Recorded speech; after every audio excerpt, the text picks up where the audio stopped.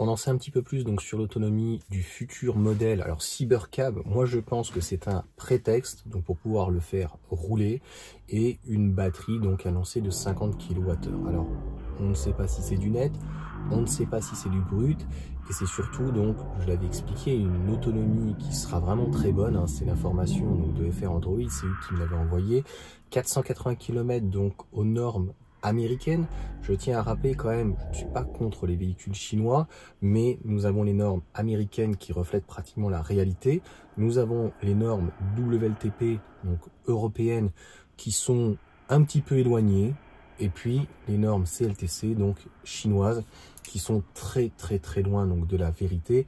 Et à un moment donné, un utilisateur, que ce soit pour un véhicule thermique ou électrique, eh bien il a besoin en fait d'avoir les véritables chiffres. Et d'ailleurs, on en reparlera dans une autre vidéo, mais lorsque tu as du 800 volts par exemple, et que tu t'attends à 350 kW, mais qu'au final ce n'est qu'un chiffre, que finalement tu n'as pas toute la puissance, par exemple comme l'X-Pain G6 actuellement, qui, on le sait, donc est en 20 minutes et plutôt sur un 500-600 volts, et donc il va encore bien sûr s'améliorer, ça c'est tout à fait logique. Pareil pour Tesla, les gens n'arrivent pas à comprendre que pourquoi Tesla ne passe pas aux 800 volts, c'est à mon sens a priori pas un problème, on va dire, de batterie ou de dégradation, c'est plutôt parce que, on va pas dire qu'ils aient pris du retard, mais il faut que l'un aille avec l'autre. Si tu as des voitures de 800 volts, il faut des superchargeurs de 800 volts ou plus. C'est tout à fait cohérent, donc en fait on ne met pas la charrue avant les bœufs.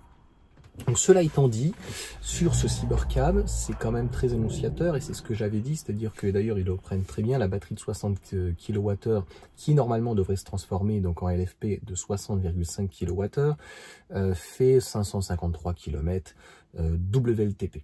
Donc 480 en EPA, il faut espérer avoir un peu plus donc de 500 km, ce qui est largement suffisant pour un robot taxi, mais encore une fois, il cache la vérité.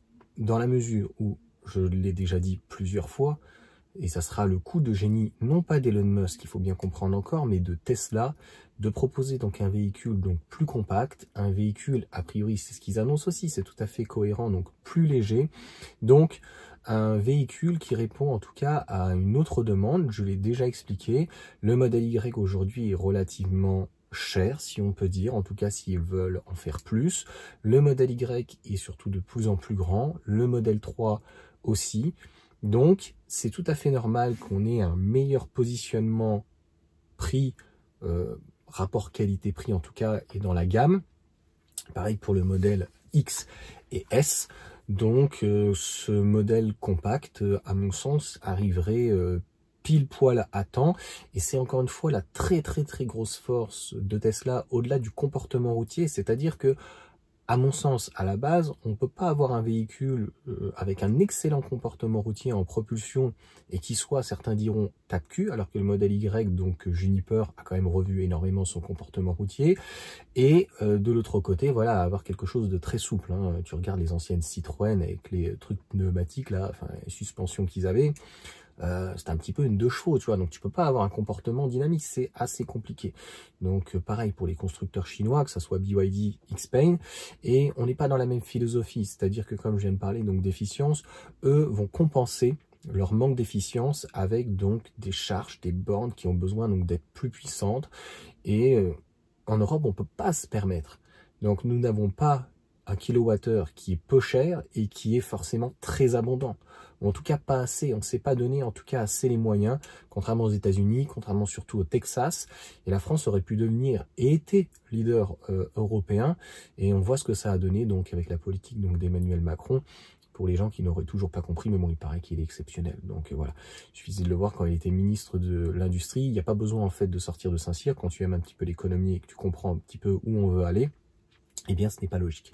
Et ce n'est pas logique puisque la transition, on va dire, dite écologique, on ne peut pas forcer les gens d'un côté et faire des voitures électriques qui sont excessivement chères, qui ne sont pas forcément justifiées, et surtout un kilowattheure, lui non plus, qui n'est pas justifié. Ça, c'est un autre problème. Voilà pour cette petite vidéo.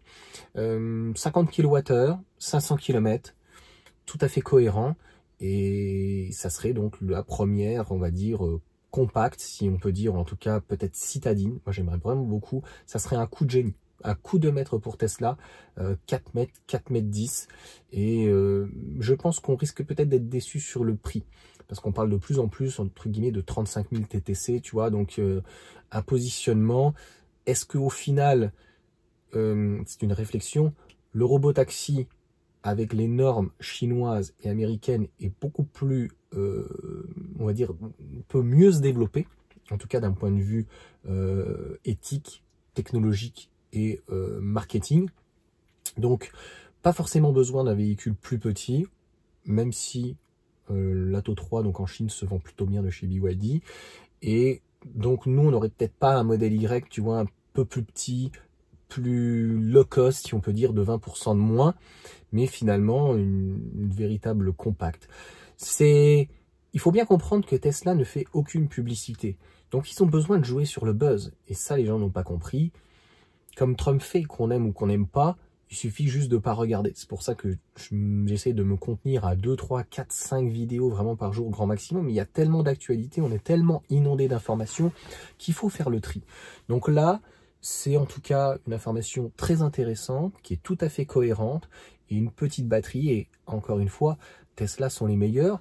Elle est, pour donner un ordre d'idée, une MG4 avec une batterie de 51 kWh, c'est combien l'autonomie de mémoire? Je n'ai plus en tête. Je crois que c'est dans les 350. Je ne veux pas dire de conneries, ou 380, je ne suis pas sûr que ça dépasse 400, 420. Donc, tant que Tesla restera dans cette dynamique, eh bien moi ça sera parfait, et faut peut-être arrêter d'écouter les médias, mais ça on y reviendra dans une autre vidéo, quand même un petit peu coup de gueule ce soir, je pense, en type vlog. C'est quand même très important de comprendre que Tesla, en fait, ils ont attendu les médias européens essentiellement, le bon moment pour taper sur la marque, parce que ça fait très très longtemps qu'ils ont envie de se la faire, parce que c'est quand même la seule marque qui ne fait pas de publicité, et ça, les publicitaires, ça les fait quand même un petit peu chier. Allez, sur ce, ciao à tous.